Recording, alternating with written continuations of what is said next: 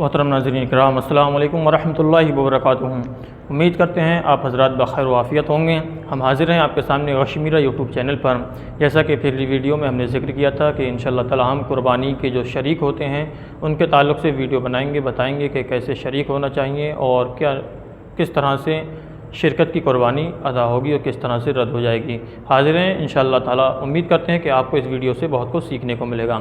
سب سے پہلی بات یہ ہے کہ جو چھوٹا جانور ہے جیسے بھیڑ ہے، بکری ہے، بکرا ہے، دمبا ہیں، اس میں کسی کی شرکت نہیں ہے، ایک جان کی طرف سے ایک قربانی ہوگی۔ ایسا نہیں ہے کہ دو لوگ مل کر کے ایک جانور لیں، بھیڑ، بکری، بکرا جو بھی، اور سوچیں کہ ہم دونوں نے مل کر کے قربانی کرا دی، تو نہیں۔ اس میں کیا ہے، صرف ایک جان کی طرف سے ایک جانور ذبح کیا جائے گا۔ شریک ہوتے ہیں بڑے جانور میں، جیسے بھینس، جو بھی اس طرح کے اس کے جانور آتے ہیں۔ تو بھینس کے اندر جو شریک ہوں گے وہ 7 لوگ تلک ہو سکتے ہیں۔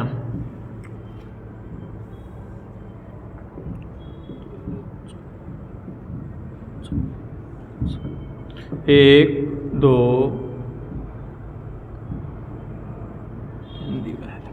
ایک، دو، تین، 4، 5، 6، 7 لوگ بڑے جانور میں شریک ہو سکتے ہیں، اس سے زیادہ نہیں ہو سکتے، اس سے زیادہ نہیں ہو سکتے۔ بعض لوگ یہ سمجھتے ہیں کہ 7 ہوں گے یا 9 کر لو، 9 نہیں ہو سکتے۔ 7 سے زیادہ شریک بڑے جانور میں، بھینس میں، جو بھی آپ اس طرح سے جانور، بڑا جانور ذبح کر رہے ہیں، 7 سے زیادہ شریک نہیں ہو سکتے ہیں۔ اب جب یہ جو 7 شریک ہوئے ہیں یا جو بھی ہیں، 5 ہوں، 3 ہوں، تو اس کے اندر حصہ سب کا برابر رہنا چاہیے۔ برابر رہنے سے مراد یہ ہے کہ کسی کا بھی حصہ 7ویں حصے سے کم نہیں رہنا چاہیے۔ مثلا ایک مان لیجئے کہ کوئی بھینس، کوئی جانور آپ کا 49,000 روپے کا ہے، 49,000 روپے کا ہے، تو 7 شریک یہ ہے کہ 7,000 روپے ڈالیں، 7 7 49، یا پھر اگر 5 ہیں یا 3 ہیں تو 7ویں حصے سے کم نہیں آنا چاہیے، یعنی 49,000 کے جانور میں 7,000 سے کم والا کوئی شریک نہیں ہو سکتا۔ آپ سوچیں کہ ہم مالدار ہیں، ہم زیادہ پیسے ڈال کر کے کسی کو 5,000 لے کر کے شریک کر لیں تو یاد رکھیے وہ قربانی نہیں ہوگی۔ ضروری یہ ہے کہ 7ویں حصے سے کم نہیں رہنا چاہیے قیمت کے اعتبار سے۔ لہٰذا 7 شریک ہوں یا جتنے بھی ہوں تو اگر 7 ہیں تو برابر ڈالیں گے، اور اگر کم ہیں تو جو بھی 2 حصے لے رہا، کوئی 3 حصے لے رہا، تو وہ اس اعتبار سے اپنی قیمت کو متعین کرے گا۔ جو 7واں حصہ آ رہا ہے اس سے کم قیمت لے کر کے کوئی شریک نہیں ہو سکتا، اگر شریک ہوگا تو اس کی قربانی نہیں ہوگی۔ پھر دوسرا مسئلہ یہ ہے کہ یہ جو 7 شریک ہو رہے ہیں اس میں نیت کا بہت بڑا دخل ہے۔ اگر 7 لوگوں کی نیت صحیح رہی تب تو یہ قربانی اللہ کی بارگاہ میں مقبول ہے۔ سب کی نیت یہ رہنا چاہیے کہ ہم اس قربانی کے ذریعے سے اللہ کے قریب جانا چاہتے ہیں، اس نے جو ہمارے اوپر واجب کی ہے اس قربانی کے واجب کی ادائیگی ہماری مقصد ہے۔ یہ مقصد نہیں ہونا چاہیے کہ مجھے بھینس کے پائے چاہیے، کوئی کہے کہ مجھے فلاں حصے کا گوشت چاہیے۔ اگر کسی کی نیت میں، 7 میں سے ایک کی بھی نیت میں فساد آ گیا کہ مجھے گوشت زیادہ ملنا چاہیے یا مجھے اس حصے کا گوشت ملنا چاہیے، تو یہ ایک آدمی کی نیت کا بگڑنا 7 کی قربانی لے کر کے بیٹھ جائے گا، کسی کی بھی قربانی مقبول نہیں ہوگی۔ لہٰذا جو بھی 7 شریک ہو رہے ہیں ان کے لیے ضروری ہے کہ اپنی نیت پر قابو رکھیں، اور نیت یہ رہنا چاہیے کہ ہم اللہ تعالیٰ کی قربت کی نیت سے یہ قربانی ادا کر رہے ہیں۔ لہٰذا نیت کا بہت بڑا قربانی کے اندر دخل ہے۔ اس کے بعد میں جب گوشت تقسیم کرنا ہے، گوشت بانٹنا،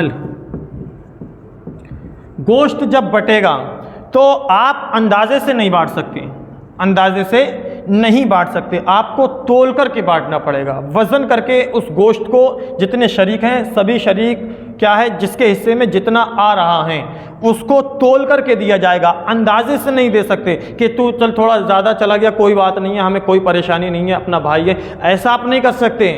اس کو بانٹنے کے لیے شریعت نے حکم دیا ہے، لہٰذا جو قربانی کے گوشت کو بانٹا جائے گا شریکوں کے درمیان میں، وہ گوشت کیا ہے، تول کر کے وزن کر کے بانٹا جائے گا، اور اندازے سے اس کو بانٹنا جائز نہیں ہے، شریعت نے اس کو غلط قرار دیا ہے، لہٰذا اس بات کا بھی خیال رکھیں گے۔ پھر जो बड़ा जानवर होता है जिसको में शरीक करते हैं, अगर कोई इंसान मालदार है, उसके घर में 5 या 6 या 7 लोग जो भी हैं और वो उन सब की तरफ से कुर्बानी कर रहा है बड़े जानवर की, किसी ने भैंस ली और उसने सोचा कि मैं अपने सब घर वालों की तरफ से कर रहा हूँ, तो देखिए जब घर वालों की तरफ से कुर्बानी करेगा तो उसके अंदर बालिग